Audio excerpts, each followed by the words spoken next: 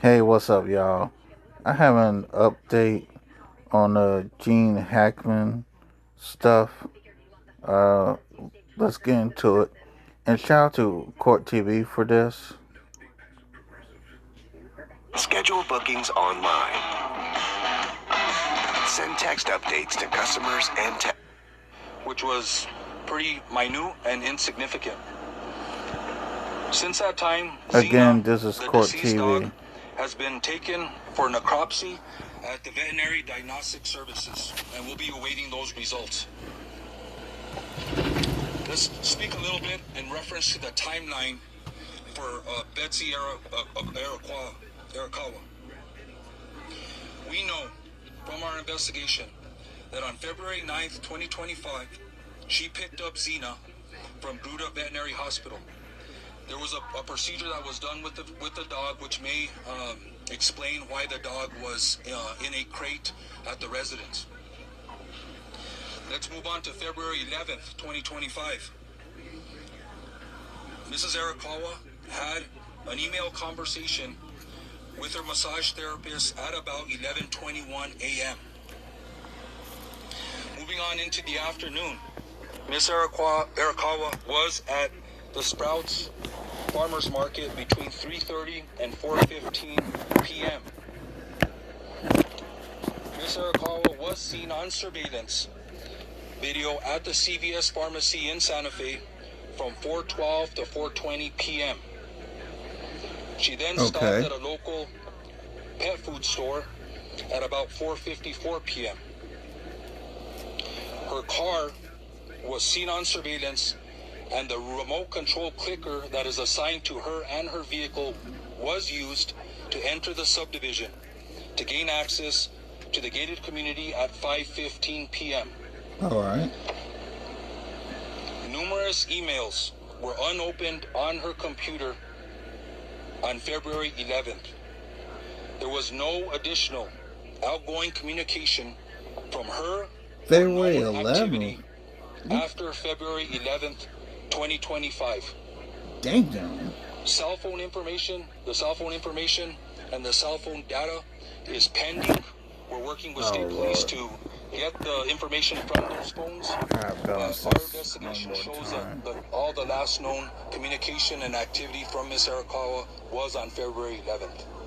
I'm going to go ahead and turn over the podium to Dr. Gerald. I would ask that everybody refrain from asking questions until everybody has provided their statements. I'll step up to the podium and then we'll go ahead and field questions from the media. Thank you.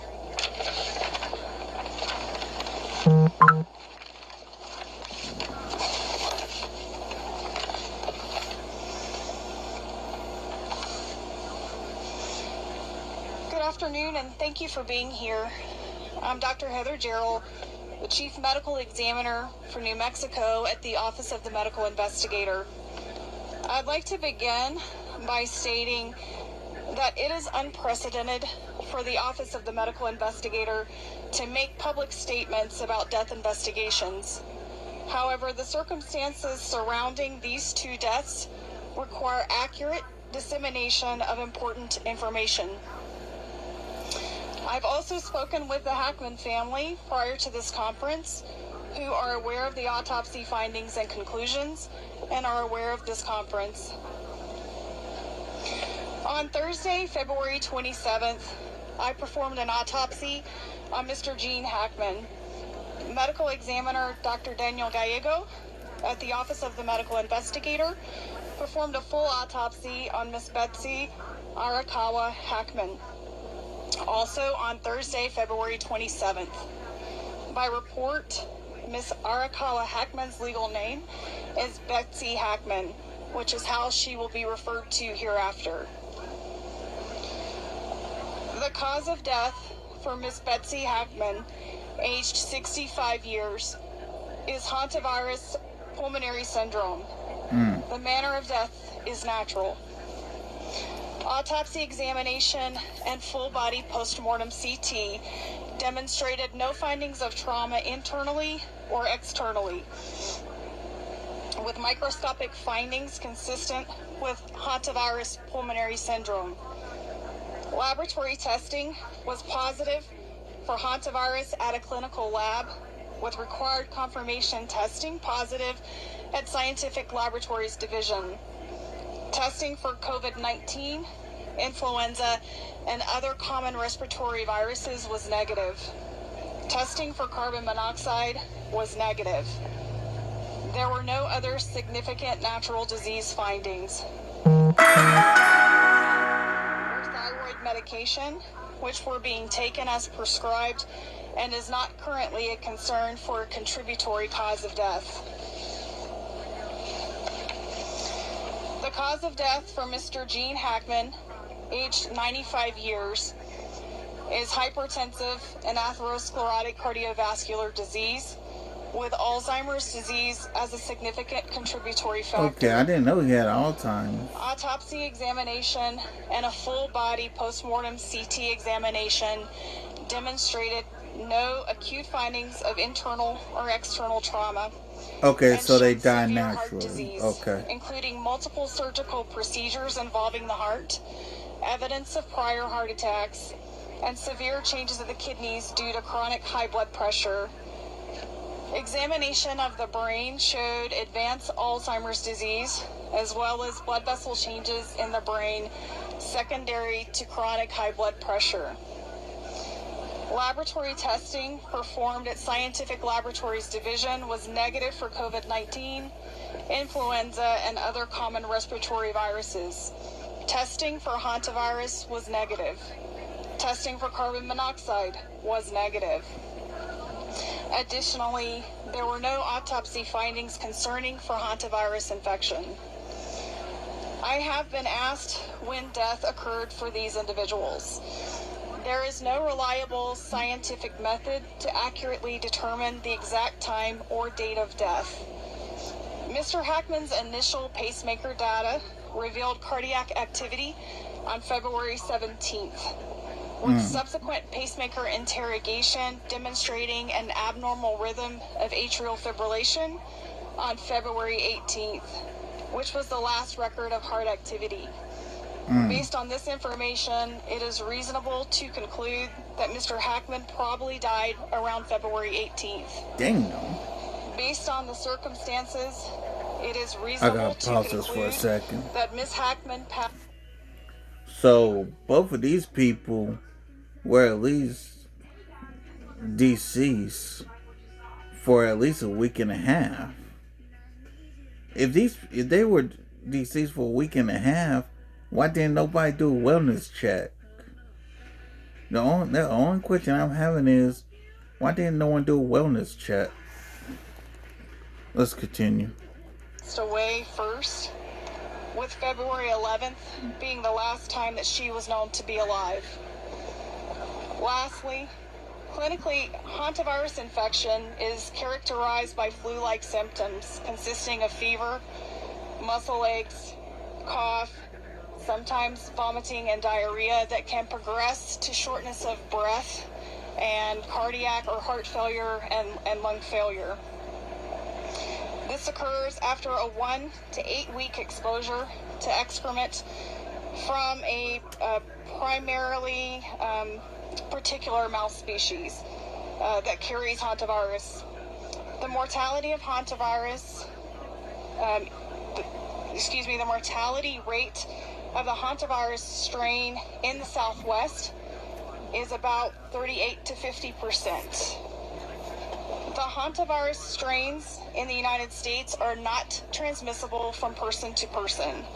And so this is an appropriate time to segue to Dr. Aaron Phipps, the state public health veterinarian with the New Mexico Department of Health. But before I do so, I'd like to kindly ask for everyone to please respect the privacy that Mr. Gene Hackman, Miss Betsy Hackman, and their family and friends deserve. Thank you. His girlfriend cheated on him, bullies humiliated him, but he held on to his mother's promise. Thank you, Dr. Gerald. I will now provide additional information about hantaviruses in New Mexico. There are many different types of hantaviruses found worldwide. These viruses are zoonotic, meaning they are transmitted from animals to humans. Hantaviruses are carried by rodents. The hantavirus found in New Mexico, the sin nombre virus, is found throughout the state, primarily in deer mice, but in other rodents as well. Hantavirus pulmonary syndrome is a rare disease caused by hantaviruses, but a small number of human infections are found every year in New Mexico. Over the past 5 years, New Mexico has confirmed between 1 and 7 hantavirus infections in humans each year. Through the end of 2024, we have identified 136 infections over the past 50 years in New Mexico residents, 5 of these in Santa Fe County. This is a serious disease. 42% of these infections here in New Mexico were fatal. Most transmission occurs around the patient's residence or workplace, and the New Mexico Department of Health typically conducts an environmental investigation at the residence of all hantavirus cases in our jurisdiction. This can help identify specific areas that may pose higher risk, providing insight into where transmission may have occurred and how to prevent future infections.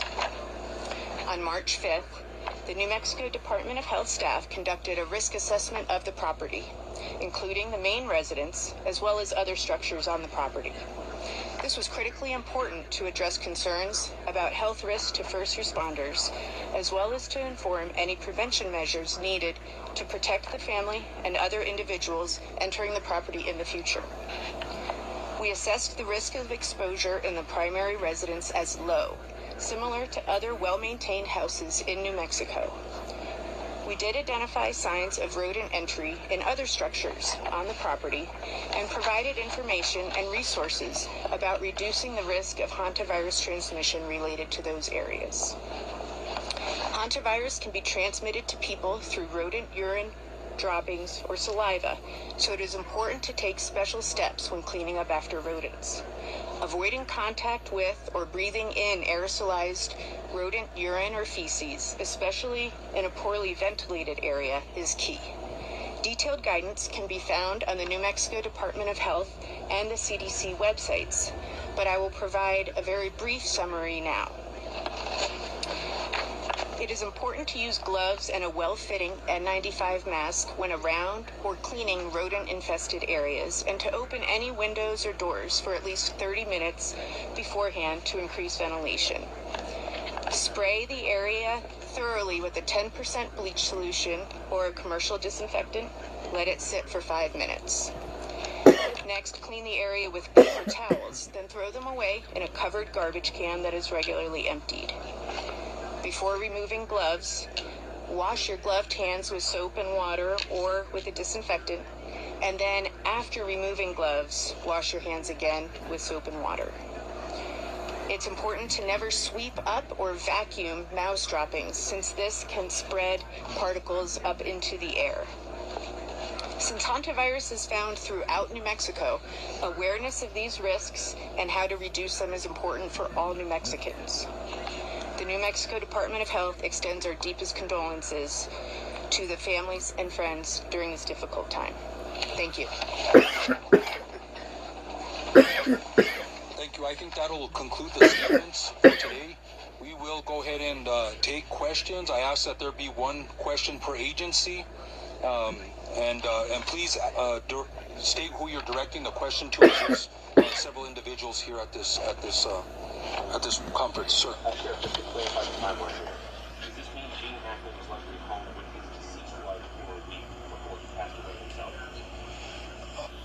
Yes, I would assume that is the case. Given his Alzheimer's status, that Mr. Hackman was able to live on his own and survive for those 7 days? I think that's more a question, maybe for Dr. Jarrell.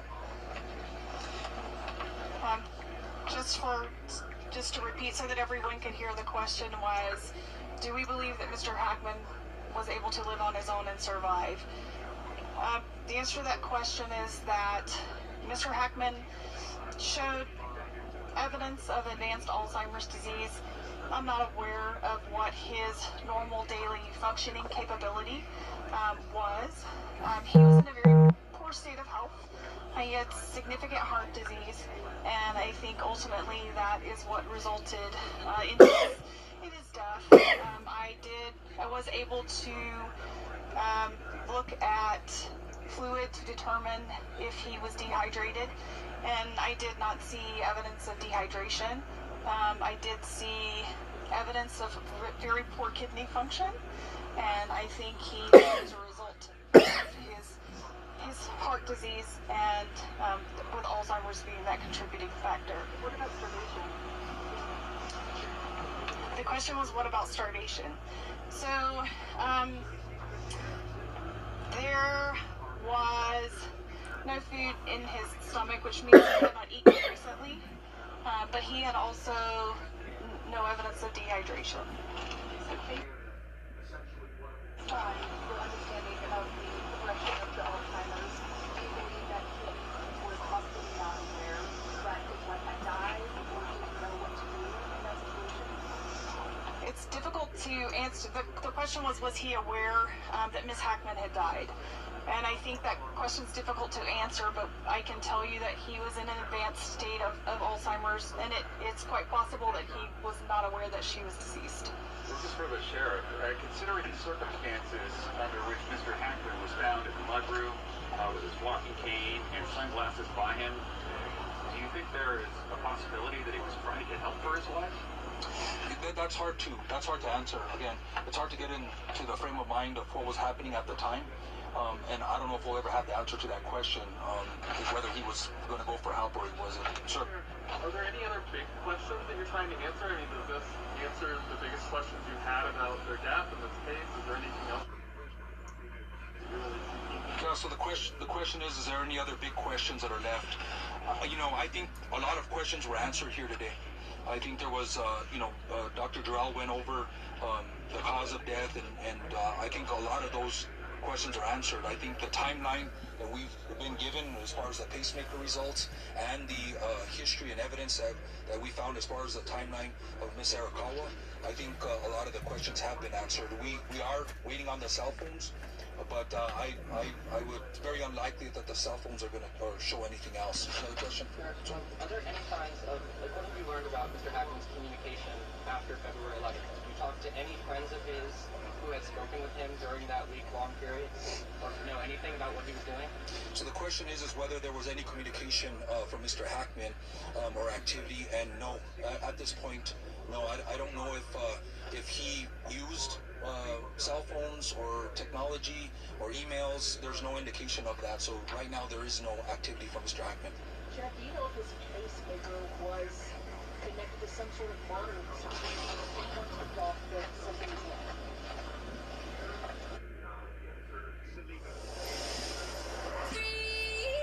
Sorry about these ads, y'all.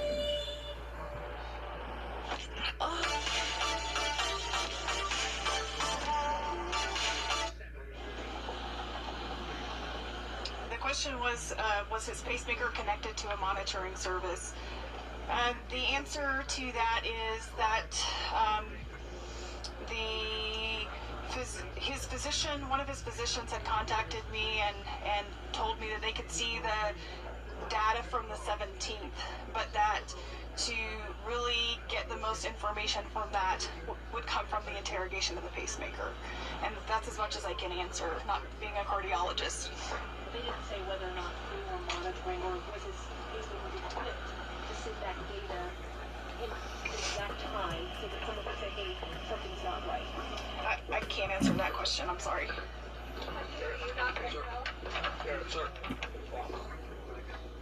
Was there any footage that came from the body cam from the house? I'm sorry, what was it? Was there any footage or anything that you can see from, like, body cam footage from the house? Are you talking about the body cams that the investigator, the responding personnel were wearing? Is there any video? No, there was no outside surveillance or interior surveillance that we are aware of in the residence. So there was nothing to show the activity inside or outside the residence, and Not at this time, no. Dr. Jarrell, you mentioned that one of the symptoms of hantavirus is shortness of breath.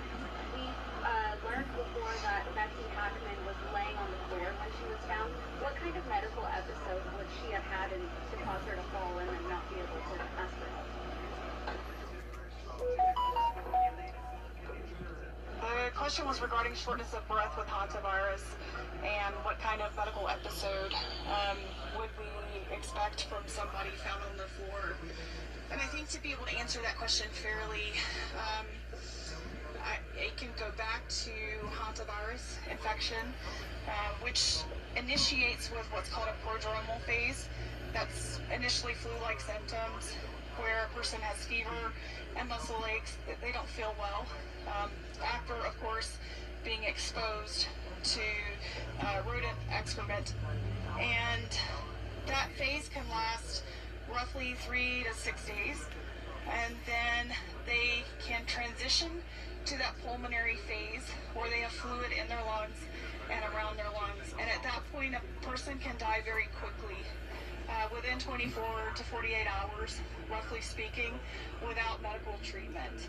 It's not uncommon to find someone down on the floor as part of a terminal collapse, so to speak, and that may very well have been what happened to Ms. Hackman. You're estimating her time of death on the 11th, or is it possible that she collapsed and was alive for a couple of days?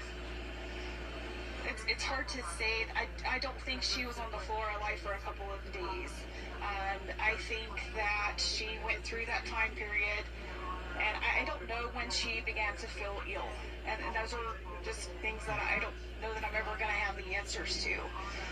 But I think, and going back to that initial time period, roughly 3 to 6 days of feeling ill and then succumbing pretty quickly after fluid begins to build up in the lungs. Even the dog was created, is it fair to assume that the dog died of dehydration or starvation?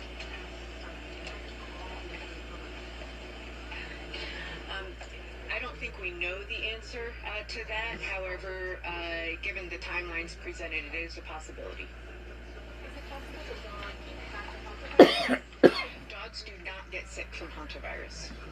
Sure.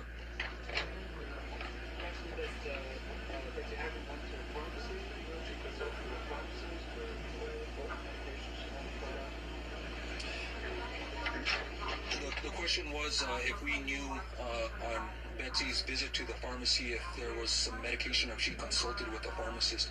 We don't have that information, and I'm not sure that we can get that information due to HIPAA laws, but we don't have that information right now. Sure.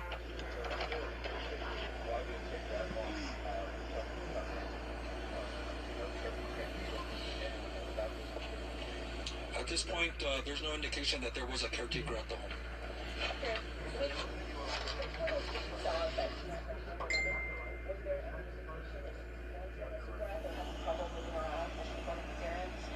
You know, we can analyze the video a little more, but it's going to be hard to tell. She was walking around, she was shopping, she was visiting stores, but my detectives didn't indicate that there was any problem with her or struggle of her getting around. So, and I believe she had a mask on also, so I'll have to confirm that, but yeah, that there wasn't any indication of that. Sasha? I don't know if you could better answer it, but when was the last time you guys dealt with a hantavirus case or responded to it? Yeah, the question was last time the city of Santa Fe or the county dealt with a hantavirus case. I think we're gonna have to look into that. I'll get back to you. I would have to do some data before we pull that. Have you had any communication with the CDC? Is there a concern about a bigger public health issue here when it comes to hantavirus? The CDC is aware of this case. Hantavirus is a notifiable condition nationally. All hantavirus cases are notified to them. This is not an unusual case. We get cases every year, unfortunately. So we're not seeing any indications of any abnormal or unusual patterns. Dr. Gerald? We'll go ahead and take 2 more questions, and then we'll wrap this up. Is there anybody that hasn't asked a question yet? Sir.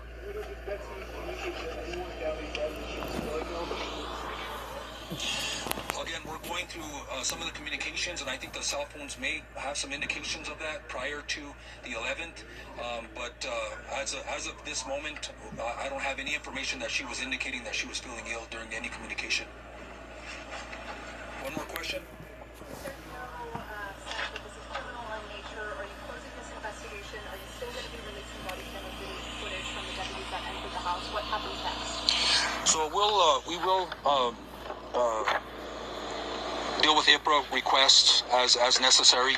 If there's body camera or any request for public information, we will be releasing that because of the law. But yeah, we consider this an open investigation until we close the loopholes of the cell phones, until we finish out the necropsy results of the canine and other loose ends that we need to tie up. But I think we're pretty close to the timeline and with the information that Dr. Giral provided. One question on the heart disease: is it fair to describe this as a heart attack, or is it not? Is that not an accurate term for the heart disease that he suffered? The question was, is it fair to conclude that Mr. Hackman died from a heart attack?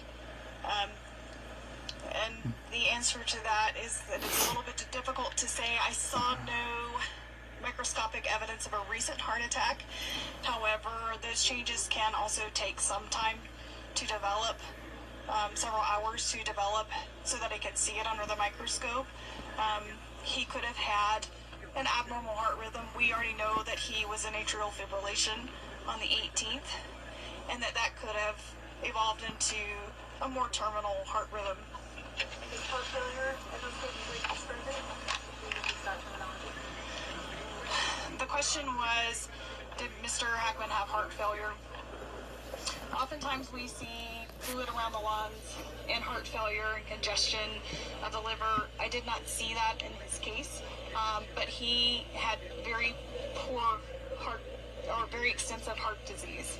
And so he would have been predisposed to abnormal heart rhythms, and hence he had a pacemaker as well. Thank you, everybody. That'll conclude the press That's conference it. for today.